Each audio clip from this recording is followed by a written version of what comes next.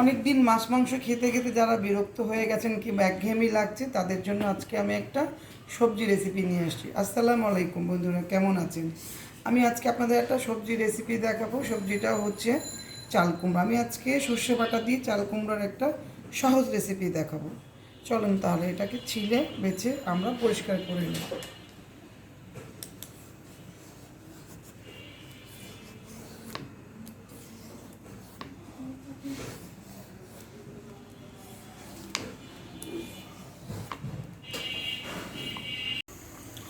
আমরা চাল কুমড়োটাকে কেটে ধুয়ে পরিষ্কার করে আমরা এরকম এরকম সাইজ করে নিয়েছি বন্ধুরা।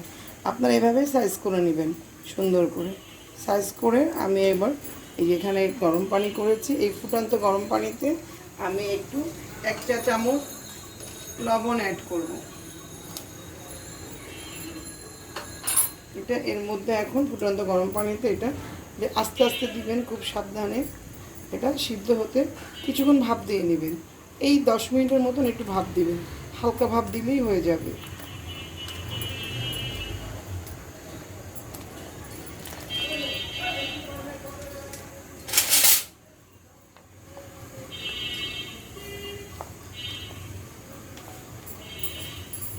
সিদ্ধ করে ভালো করে পানি ঝরিয়ে নিয়েছি। এখন আমরা একটু ফ্রাই করব। আমরা ফ্রাই প্যানটাকে গরম হতে দিয়েছি।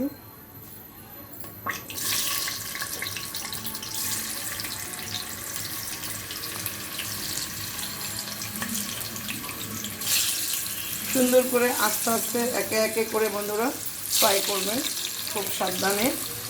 এটাকে বেশি ফ্রাই করবো না, জাস্ট একটু আমি ভেজে নিব। এতে করে খেতে অনেক সুস্বাদু হবে।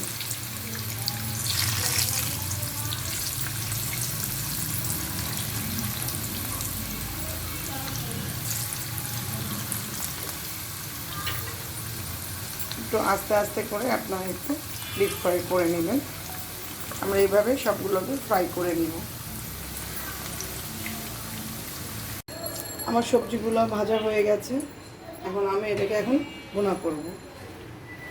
আমি কিছুটা পেঁয়াজ দিয়ে দেব। পেঁয়াজটা আমি আধা কাপের মতন পেঁয়াজ দিলাম। পেঁয়াজটাকে একটু ভেজে নেব।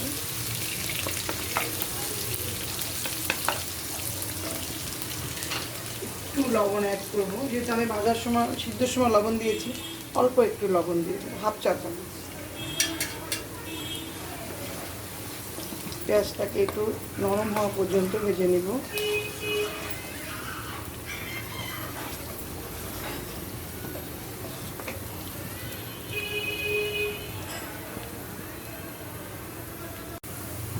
আমার পেঁয়াজ ভাজাটা হয়ে গেছে। এখন আমি এতে কিছু মশলা অ্যাড করব। অল্প অল্প মশলা দিব। হাফ চা চামচ রসুন বাটা, হাফ চা চামচ আদা বাটা,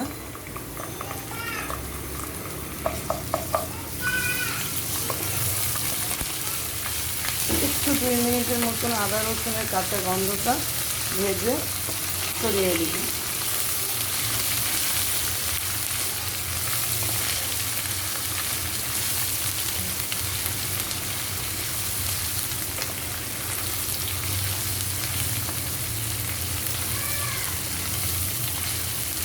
এখন আমি এটা অ্যাড করব আমাদের মেন যেই জিনিস যেটা দিয়ে আমি রান্না করবো সেটা হচ্ছে সরিষা বাটা। সরিষা বাটা 2 চা চামচ। তবে একটু ভেজে নিব তেলের সাথে।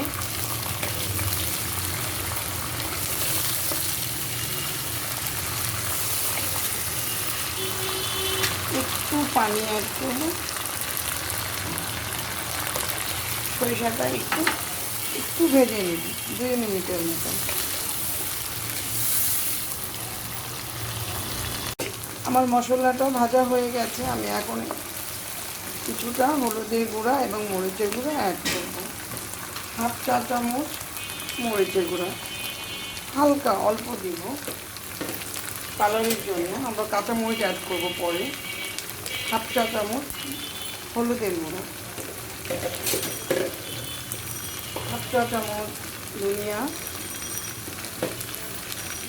এবং হাফ চা চামচ জিরা গুঁড়ো। এখন আমরা ভেজে নিব মশলা।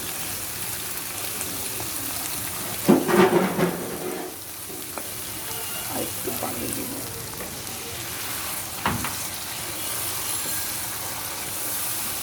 আমরা কয়েকটা কাঁচামরিচ এখন অ্যাড করে দিব একটু ফ্লেভার এবং হালকা ঝালের জন্য।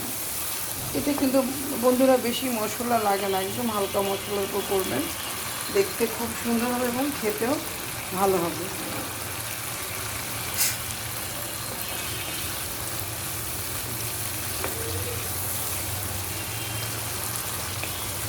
আমার মশলাটা কষানো, আমি এখন সবজিটা অ্যাড করে দিব।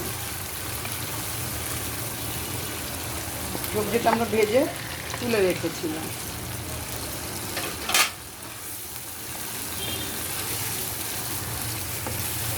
দেখুন বন্ধুরা, কালারটা কিন্তু খুব সুন্দর এসেছে হালকা মশলায়। কালারটা কিন্তু খুবই সুন্দর এসেছে বন্ধুরা। এখন আমরা একটু এইটা হালকা দমের আঁচে দিয়ে একটু রান্না করব।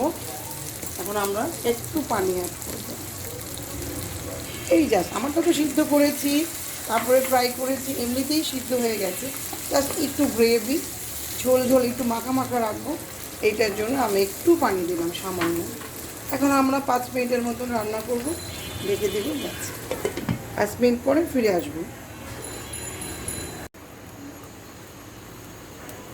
ফিরে আসলাম 5 মিনিট পর। হয়ে গেছে একদম আমার সর্ষে বাটা দিয়ে চাল কুমড়োর তরকারি। দেখুন বন্ধুরা কত সুন্দর হয়েছে। যারা চাল কুমড়ো খান না কিংবা পছন্দ করেন না, তাদেরকে এভাবে রান্না করে দিবেন, দেখবেন তখন খাবে, সবাই খাবে। মজা করে রান্না করে দিলে সবাই খাবে। এভাবে করে দেখবেন আপনারা কেমন লাগে আমাকে জানাবেন। কি আমি একটু এখানে ধনিয়া পাতা অ্যাড করে দিই।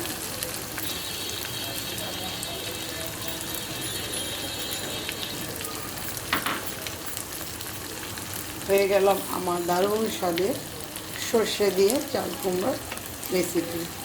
বন্ধুরা আপনারা করে খেয়ে দেখবেন, রান্না করে খেয়ে দেখবেন কেমন হয়েছে আমাকে জানাবেন। সবাই আমার জন্য দোয়া করবেন, আমি যেন বারবার আপনাদের সামনে সুন্দর সুন্দর রান্নার ভিডিও নিয়ে উপস্থিত হতে পারি। আজকে তাহলে এখানেই শেষ করছি। আল্লাহ হাফেজ।